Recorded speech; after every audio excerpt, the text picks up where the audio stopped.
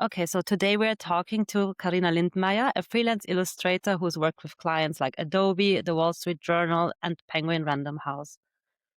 We talk about how her career evolved over time and what helped her move from small clients to bigger projects. Hi and welcome. Happy to have you here. Hello, Um, hello. Hi. So before we get started, can you introduce yourself and what you do? Of course, I'm super excited to have a casual chat with you. My name is Carina. I'm based in Linz. I'm a digital illustrator and designer, specializing in digital illustration, obviously, with a heavy focus on lifestyle and food illustration. And yeah, besides from illustration, I like to also be part of the creative community. So I'm trying to help emerging artists to make their first steps into illustration and design. And that's something I'm super keen of and find super rewarding. So I'm looking forward That's to having a chat with you today. That's so great to hear. There's some questions about that, so that's pretty good. But before we get into that, I would like to know, or we would like to know, how you started your career. I was always a very creative kid, so to say. It's like the classic making the first steps in traditional drawing. I went to graphic design school and then I ended up working in an agency, but in project management, which wasn't the right fit for me, obviously. So I started to draw again, but more for as a hobby, like having some kind of creative outlet after work. You know the deal when you have to work like 40 plus hours in an agency. You have to find something which is kind of something you do for yourself. So I started to draw again and ended up investing in an iPad. And this opened up a very nice digital world for me. And yeah, then I started to share my process and artworks on Instagram, and it went very well. And so I got into my first clients and projects and made friends with other creatives. Yeah, this was a very nice start into illustration. That's such a, I would say, kind of common to like start out and then like end up at an agency and then looking for a creative outlet and then kind of like Yeah. finding your new path. I love Yeah, how so many people work at a creative agency and then they are missing the creativity and have to do something else on the absolutely. side. Yeah, that's such a Yeah, common It's theme. a common thing that happens, yeah. yeah. So when did you realize that it was no longer a hobby and it's something that you could actually make a career out of? Mm, that's a good question, actually. I don't know. I feel it's more about being self-aware. How I feel like there is no right moment. You have to figure out when it's the time for you to take the leap. Of course, a lot of people are dreaming about having a creative career, but it also have to or has to fit your lifestyle, your current lifestyle, your if you have a family or not, if it's really where are you based, how much money do you have to make. So I feel like it's more like about really find your own individual way of how you picture yourself and how you would like to live your creative life, so to say. So I feel like there is no right or wrong. But for me, I really felt like the urge of just give it a try and take the leap and do it. Yeah, I mean, coming from a project management perspective, I think you had like a, I'm assuming you had a lot of like experience with leading projects and understanding budgets and timelines and requirements. Of Was it course, like, that's a big plus. Yeah, yeah, so was that absolutely. translatable from the agency into like your private freelancing journey? Of course, there were some points which were really helpful, especially in the beginning, because of course I had some experience in how to negotiate, or how to manage a deadline, or when it comes to send files to the printer or whatever the project requirements are. But I struggled a lot with putting myself out there and also stand my ground, so to say. Of course, it was always easier for me to work for my clients, and it was really hard in the beginning to work for myself. What And was the main difference? Yeah, what do you mean by that? Like, what's the difference between the two? I'm really curious now. Yeah, I feel like it's a love-hate relationship. I mean, you have to be your own boss, and especially when you when you have the tendency to overwork yourself. And of course, especially in the beginning, there were a lot of moments where I found it really hard to make it to the finish line because I was never happy with the outcome. I wanted to deliver like the perfect illustration, the perfect project, but I think that's something you have to learn, and it comes with the process. You have to learn to let it go, so to say, and really trust your intuition and also trust your professional skills. Because if you look at a project from, I don't know, a week ago, you will always find something to improve. And of course, it's this kind of mixture to find the sweet spot and not to overwork yourself. Yeah, I think that's something a lot of we hear that all the time, and we struggle with it too, is the perfectionism. That's Yeah, something creatives struggle with so much because, like you said, you can always find something to yeah, make better or change. And then I guess you have to find the point where you're like, is this actually going to make it better or is it just going to make it different? And then you absolutely, just have to decide it's done now and then move on. absolutely. How did you find that point? Like, how did you overcome that? um, I would say it's an ongoing process. I feel like it's easier when I have a self-initiated project, for example. It's always easier. But when it comes to client work, of course, when you work for, I don't know, your first dream project, of course you want to deliver like the perfect outcome in the end. So it's really hard to really stop yourself from overworking. And also, I mean, sometimes it's not making the outcome better. Or most of the time, it's not making the project better in the end if you try to improve it all the time. So, but I think that's also nice to learn things like this along the journey, because yeah, you have to learn to listen to your intuition and also to learn how to deal with clients and also with your own resources, like your own power, structure, and really treat yourself as your most important coworker, so to say. That's a nice sentiment. Yeah. I love Yeah. that. That's actually such an interesting way to put it, as the way you treat yourself, because whenever we overwork ourselves, we're always like, because we can and we have the time, so we use it.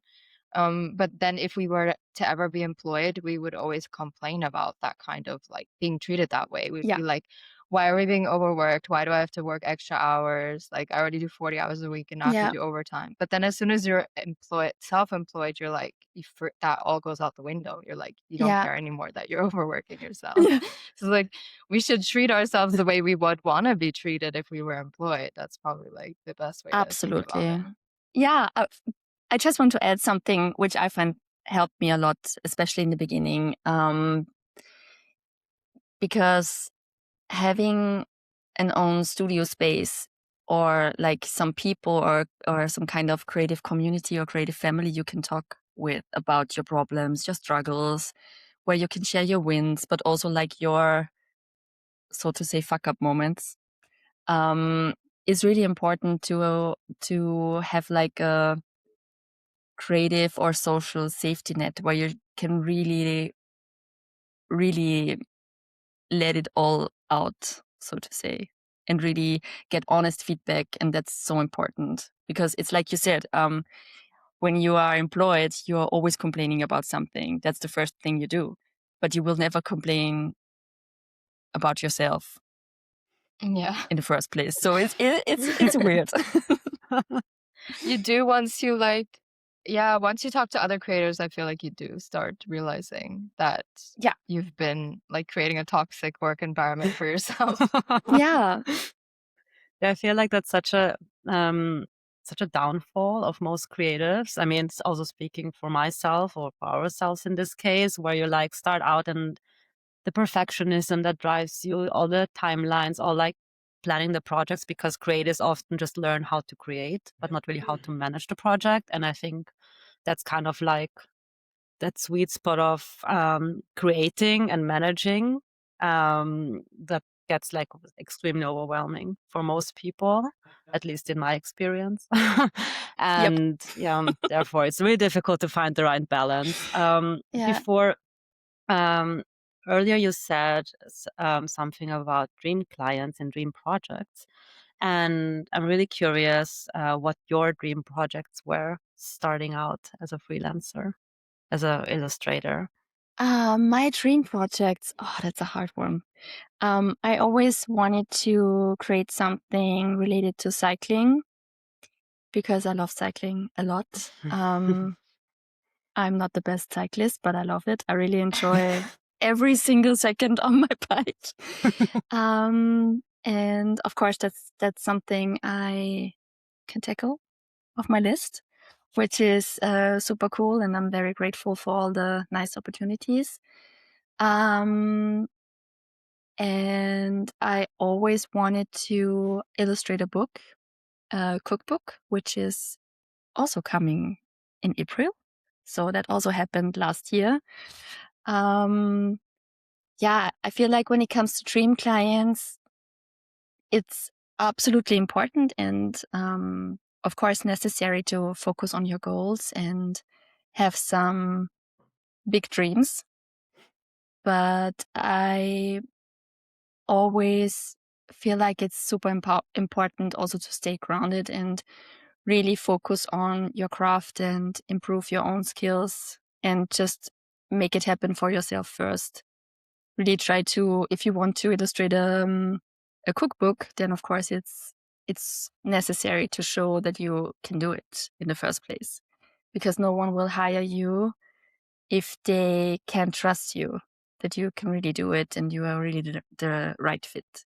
So I feel like when it comes to make dream clients or dream projects happen, it helps a lot to put yourself out there, get seen, share your work, talk about your projects, your way of how you translate things or different client briefs or needs into your own visual language. And yeah, I feel like that helped a lot. Yeah, I think that's really good advice. I think a lot of people get stressed out when they don't have work, and then they feel like they don't use that time Mm, to work on like personal projects. But the thing is, if you work on personal projects, especially like you said, okay, let's say you really want to do something for a cookbook, then create illustrations in your case that can mm-hmm. show that you could do that in the time that you're waiting like for a client to contact you, because then you're actively doing something and putting that work out there. That's all marketing and it's also work. And I think people get like, I don't know, we also have these phases where we don't have as much work as usual. And it's Yeah, always like, it's always unsettling, but that's just like the nature of project work. And then we all really have to think about, okay, how can we use this time in a way that still benefits us long term? And a lot of yeah, the times those seeds that you plant don't actually become anything for like a while. So you need to be really patient too. I think that's really good advice to work on something that that you have as a goal in that way. Mm. And also, I'm really curious now on how you ended up working for your dream clients. How I ended up? You mean like the ones I The ones you already manifested? worked with? Okay. Exactly. I mean, it happened on in different ways. Of course, Instagram was a big help back then when it still worked for all of us. I mean, now it's a bit tricky, but it still works. So social media helped a lot. Also, like, yeah, putting myself out there, share my work, being part of communities, being part of like drawing challenges, applying for various things, community gatherings and stuff like this. So this really helped a lot. Hmm. And what would you say was like the biggest driver of like getting clients for you? Like for people who struggle with like lead generation, how to get clients, do you have like any tips for them or what worked for you? I mean, you already mentioned Instagram and community, but was there Yeah. something that you did actively that helped in that case? Um, I always say to my mentees, really try to reach out to people and be like the friendly illustrator everyone wants to work with. Don't be like the creepy or the email creep checking in like, hey, I'm so keen. I really want to work with you. Just keep it casual and make it easy, because I feel like it's always nice to write an email you would also love to get from someone else. So if you feel like this is a nice way of putting yourself out there, don't overthink it. Just do it. Send like 3 examples, for example, work samples. Or if you have something that is similar to the work you want to get hired for, put it in your portfolio and really send a link, send some nice, follow-up emails, for example, or really try to put your name out there and really make people remember you. And of course, it helps if you really have like a very specific style. And when it comes to style, it's also a tricky one, especially in illustration, because it's super trend related. So it comes in waves. I mean, we all know these trend reports, and it happens with type designers, photography, with everyone. In like every creative discipline, there are some trends and forecasts all the time. So of course, it's a bit frustrating from time to time if you work, for example, in a very traditional way and it's not on trend at the moment. But there are still people out there who would love to work with you, even if you work in a traditional way. You just have to think more strategic, maybe, and really try to find like the right clients and the right projects for the things you do. And I feel like, especially in the beginning, it was really overwhelming when it comes to comparing myself to others and also comparing my skills to others. I mean, we all know this. So this was also a reason why I tended to never finish any artwork, because you always get the feeling you are not good enough. But it really helps if you don't compare your path to the journey of someone else, because it makes no sense in the end. So speaking of style, um, I mean, that's one way to like position yourself amongst your competitors, because at the end of the day, yeah, like not you shouldn't compare, of course, your journey to others, but you do have to compare a little bit in terms of, okay, they have these clients, I also want these types of clients. Like, how can I position myself to also get those types of clients, like competitor analysis? Is there any way that that you like actively thought about your positioning in terms of like the types of clients you want to get, or were you really just thinking about your style in that sense to kind of like differentiate yourself from your competitors? Yeah, absolutely. I would say, but this was kind of a natural involvement of style and also clients and positioning, I would say. And I learned it along the way, I would say. So Yeah. it's Relatable. yeah. I mean, of course, my style and also my approach to, or my visual illustration language, when it comes to the everyday illustration, specifically food illustration, is really like a niche. So it makes no sense to reach out to someone from Nike, for example, because obviously they won't hire me to make a food illustration for them. So of course, everyone wants to work with Nike because it's super on trend right now. But in my case, it makes no sense. So you really have to, stay grounded, focus on yourself, and also on the skill set and the I would say, the creative field you want to work in, and also what fits your style. Where do you see your illustration, for example? Is it magazines or books? Is it on t-shirts? So then really try to build like the clients around the products, for example. Is niching down something that you recommend to your mentees as well? Yes and no. It really depends. I mean, sometimes it totally makes sense. Sometimes it doesn't. So it's a hard Do you have question. do you Can you give an example of like when it wouldn't make sense to do it? Mm, if someone's not comfortable with it, why would you like to niche down? Makes no sense. So if you still want to use your creativity to explore and have like various styles or combine various things, why should you niche down? I mean, that's just my opinion. I'm not. Mm, I see. No, I agree with that. I used to be like niche down, niche down, niche down. But I think that for some people it makes sense not to. And you can Yeah, niche down in other ways, like in your unique perspective or the way that exactly. you're processed, the way that you work. That's Yeah, also a niche. So it doesn't have to yeah, be your style or like what you offer necessarily. exactly. Yeah. 100%.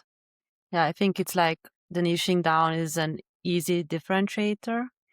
Mhm. But as you both already mentioned, it's like it really depends on your own personality and what you feel comfortable with. And I think that there might come a point where you're like, oh no, I actually really enjoy it. Like in your case, digital Mhm. illustrations. Um, I would say that's also a niche, but of course there is like more sub niches of a niche. Um, but yeah, totally get what you're saying there. I think that we all kind of like find what we're good at and what we enjoy the most. And sometimes it's like a natural process of niching down and not really like an active one. Yeah. Yeah, that's really interesting because yeah, a lot of people struggle with this topic. Another thing that a lot of people struggle with, and I'm curious to hear your thoughts on that, especially considering you come from a project management background in an agency, is what was your experience with pricing your work? Like, That was the hardest lesson to learn, to be honest. also very Because, relatable. Yes. yeah, um, I mean, there are a lot of stories I can tell. But to sum it up, there are, of course, projects with a nice budget, project with a not so nice budget, project you would like to work on because you really love the project or the people, or you share like the same values and vision, then you work for free. Um, so it really depends. But when it comes to pricing, I found it very helpful also to talk to other people about it, really be open about money, also about be open about the pricing, and how you charge, how you price your work.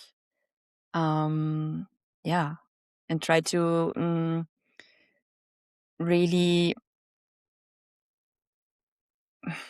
yeah, it's a hard one. I feel like every project is different, but it really helps to yeah, share thoughts with other people and really get feedback as well. Of course, Is sometimes there you are not allowed to because you're under yeah. NDA, but in the end, it really helps to talk about, like in general, how much money is in, I don't know, advertising compared to working on a book cover, for example. Because I felt like every illustrator's dream, or when I started, my dream was to illustrate a book. I thought like that's the ultimate thing for me. But in the end, there's not so much money in publishing, of course, because people are not reading that much anymore. They are not buying books like they used to back in, I don't know, 20 years ago. So you always have to learn how to get a sense for the market and pricing as well, because it changes all the time. Yeah, so you mentioned industries are very different. Is there in the illustration community kind of a standard for certain services in terms of like base prices that you would usually offer? Is that like a way that you were able to figure out your pricing? Or is there like huge discrepancies between like different illustrators? Yes and no. I Okay. feel like when it comes to more experienced people, of course, they have almost the same price level. When it comes to students, for example, of course, it's the same with photography, just to Yeah. name a reference. If you try to make yourself a name out there, of course, you offer your work for a lower price to get the work in the first place. But I feel like there are huge differences in the industry when it comes to markets in Austria compared to the US, for example, or also or Europe in general compared to the US or Australia. So I feel like it depends on how creativity is valued and also seen as an industry itself. And I feel like in Europe it's mixed. Yeah, it's interesting because we don't have any experience really in illustration or selling illustration as a service. So it's interesting to hear that it's basically the same as our industry with like websites. There's obviously like experienced people all kind of charge similar rates. And then we also see that difference between Europe versus the US. And it's just a value thing at the end of the day. The clients value that it has more value also in the market because they can make more money off of your work in the Yep. USA versus Austria specifically. Um, so we also have a similar It's experience. interesting, right? I mean, Yeah. it's And the crazy thing is that I think there is potential here to make money off of creative work, but they absolutely. just don't want to invest in it, which is very sad. Yeah. Hmm. I want to stay on the topic of pricing. I wanted to ask you if you have like some kind of framework when it comes to pricing, like a general kind of a framework that you use for yourself whenever like a lead comes in and they give you like a briefing or talk about the project. Is there like, yeah, do you have a framework for that? Yeah, of course. Over the last couple of years, I developed some kind of my own pricing list, so to say. And of course, you have other projects which you can refer to and really come back and compare. Okay, I worked like, I don't know, 30 hours on this project. So, of course, this new project will take me almost the same time. So I have to charge this because out of experience, otherwise I will burn out or make no money. Um, and I feel like in Austria, there's some kind of guide from Design Austria. And there's also like when it comes to illustration, like the Association of Illustration in the UK. And die Illustratorenorganisation in Germany, and they have like little guidelines for how to price yourself. And they always do some research on the market situation, and they give you some kind of a nice folder or booklet with a nice pricing list, Ah, which helped okay. a lot in the beginning, Is it especially then when like it a comes to breakdown? rights and usage and Oh. all the stuff. Yeah. Ah, okay, cool. So it's like kind of like a breakdown of, am I getting this right? Like per category, and let's say Exactly. you illustrate a book and they give you like guidelines on how to Yeah, price that. Okay. exactly. And then there are really like all the special things you have to keep in mind are listed in there. Like if it's the whole book, it makes a difference. If it's like the whole book or just like a cover and then a full spread or just small spots and so on and so on. Okay. Yeah, That's actually super helpful. We also have kind of that's like really a book like helpful. that. It's kind of old now. Yeah, we have a Yeah. book from Design Yeah. Austria, which is probably outdated now, but there are also similar guidelines in there. Yeah. Exactly. It's I'm really always like in nice. Yeah, it's really nice. The issue was that we didn't use it a lot in the beginning, but now we went. Looking back, we're like, we Yeah, should have used this yeah, we more. were super stupid. We kind of had to learn, like we were more of learning by doing and then realizing, okay, this was not worth that money. Like we spent way too much Yeah, time on this. yeah, exactly. That was kind of our way of navigating pricing at the beginning. Well, we kind of made it out of there, but at what cost? Yeah. Yeah.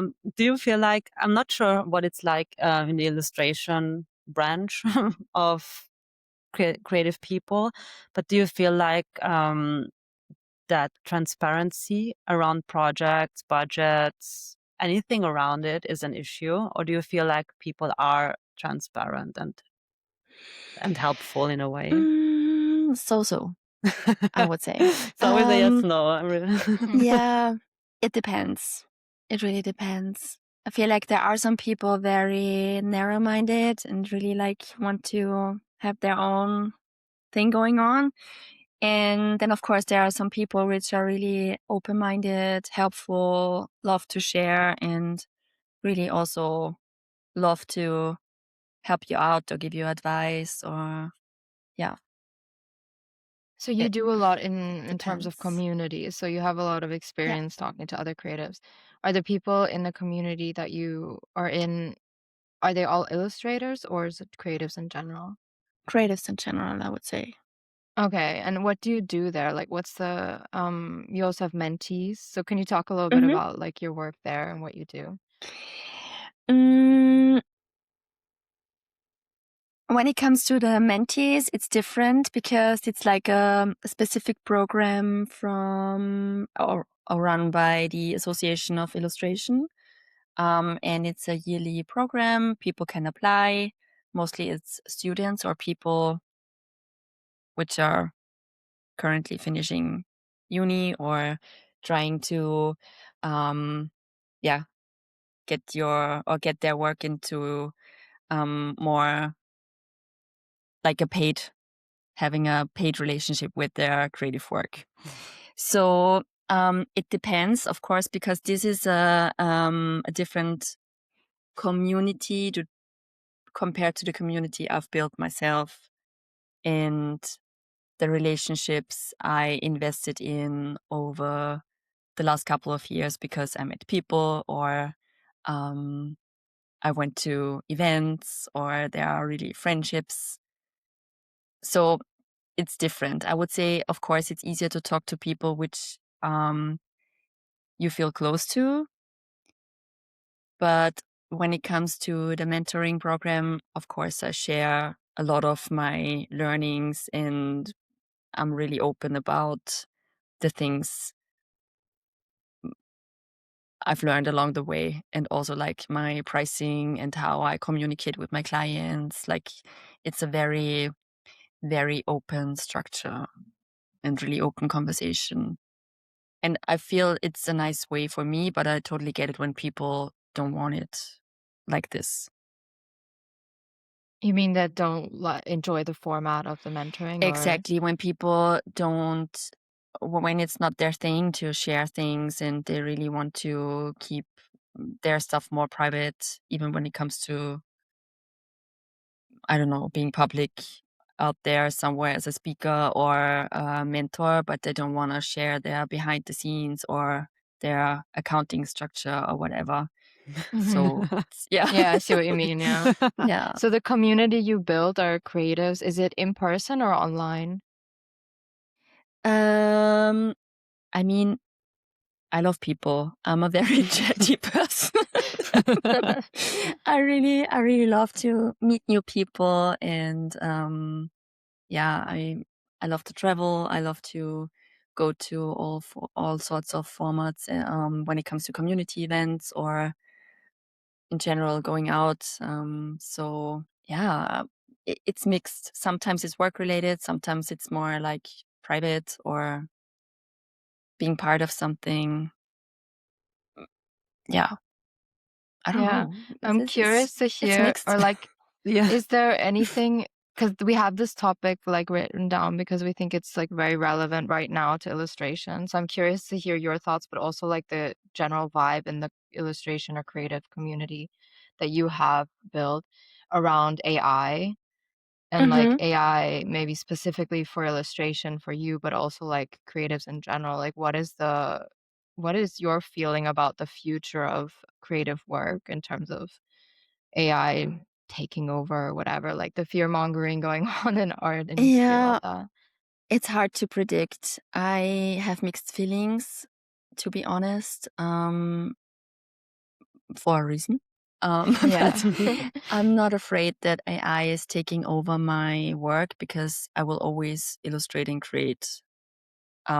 Maybe my job will change, but I will always be a creative individual in the end. Um, I totally get when people are really anxious about their future because um, maybe AI is taking everything or has taken everything from them or is taking it in the near future. Of course, this is terrible and horrifying. But when it comes to especially illustration, I'm not sure how this will look like in the near future. I mean, there are some nice features which are working very well at the moment, but there is also a lot of crap out there, to be honest. And I don't know if this is really something that can be very specifically tailored to clients' needs at the moment. I'm not Mm, saying it cannot be like this tomorrow. We don't know. But at the moment it's hard to predict. And in my mm. case, I try it for myself, um, like on a regular basis. If I can copy myself and I can't, it looks awful and it's not it yet. I love Yeah. I love the self-experiment. Yeah. Yeah, of I've course. seen I've seen others do that online actually, like other Yeah, illustrators. I thought it was very interesting. Mm. One thing I wanted to ask, this topic related, have you noticed any change in terms of maybe like changes with the clients or how they see illustration yeah, ever since the surge of AI? yeah, I have. And of course, it's getting harder to get like well-paid jobs because clients, or I wouldn't say clients, most of the time it's one single person feeling like the god of AI in a company with no idea. And most of the time, of course, they are super curious too, and they want to explore and try new things. But I feel like now we are in a weird stage because it's like the hype stage. Everyone wants to talk about AI and be loud and get out there and put their opinion out there. But in the end, there are just really a few people having a clue about it. And these people are really kick-ass good. I mean, there are some really, really good AI artists out there, but they are really AI artists. they are not illustrators, they are not type designers, they are no, I don't know, graphic designers. They are really like AI specialists. And it's a weird mix because everyone can use it. It's not very expensive. I mean, when it comes to money, it's of course expensive when it comes to resources and all the ethical other shit. We don't talk about it now, yeah? But it's really, everyone can use ChatGPT. Everyone wants to jump on a trend, creating like a Studio Ghibli image for no reason, because it makes no sense to put it out there. But it's fun because people can do it themselves. So I feel like when it comes to clients, of course, they want to use all the fun AI features in Canva or whatever their tool is they use. But in the end, it shows and people see it. And it's not always the best for the project, I would say. Yeah, And I agree on that for Yeah, sure. yeah. That's such I a feel great like now there perspective. is like a backlash of the trend, which we saw last year when everyone was jumping on the AI trend and everyone was trying to fix everything on themselves. And now I feel like it's coming back. So the people are really looking for professional people, having like really knowledge about their specific creative field, and they are really seeking like creative professionals for their special needs and projects, which I find is very cool. Yeah, I think Yeah, that makes me feel better about the whole situation. yeah, I think it also comes to show though that maybe it can like replace some kind of like requirements in terms of, yeah, it can create an illustration for you, but it cannot create everything around it, because you don't just sit down and create an illustration. There's so much going on in the background, so much planning, so much conceptual work, so much Absolutely. strategic work that so far cannot really be replaced Yeah, by an AI. Maybe it could be, but the people using it don't know these things, or often don't know these exactly. things. And therefore, that's why the output isn't Yeah, the same, even though you could maybe generate a similar output. exactly. And that's 100% what I meant. It's really like, I mean, when it comes to, of course, you can create a picture, a nice food illustration with an AI tool, but it won't be the best fit when it comes to composition, color use, like contrasts, all the stuff which you learned along the way, which you invested in for years.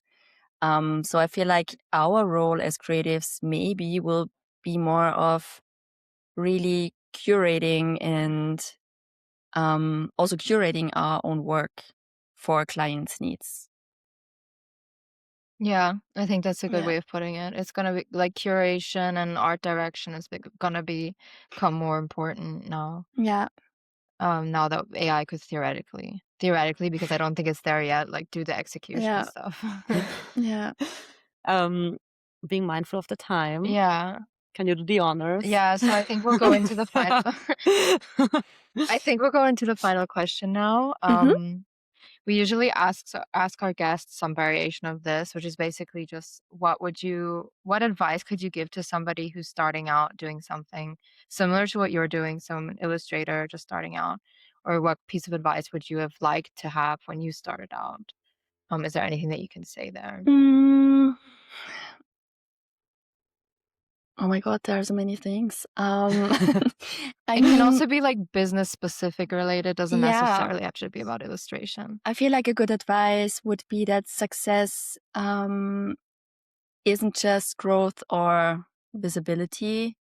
It's really like uh, building a creative life that feels sustainable for you and connected to yourself and your values. And yeah, brings you joy for a long time. Yeah, that's really good Yeah. advice. That's literally something we say as well, and something that we Yeah. learned the hard way. Yeah. Yeah, that's something I think a lot of people always it also comes from comparing yourself to like agencies or something, or like thinking, okay, I need to get to that to be happy or whatever. But Yeah. success can be something completely different for every person. Mm. I think that's a nice positive note Yeah. at this episode. Thank you And so much for being here and talking to us. It was really insightful and really interesting to hear your journey and your insights. Thank you for having me. It was really a fun one. Thank you for listening to this episode of Never Went to Business School. Don't forget to follow us here on Spotify. And if you enjoy our content, check out our YouTube channel for more educational videos and subscribe to our newsletter on Substack.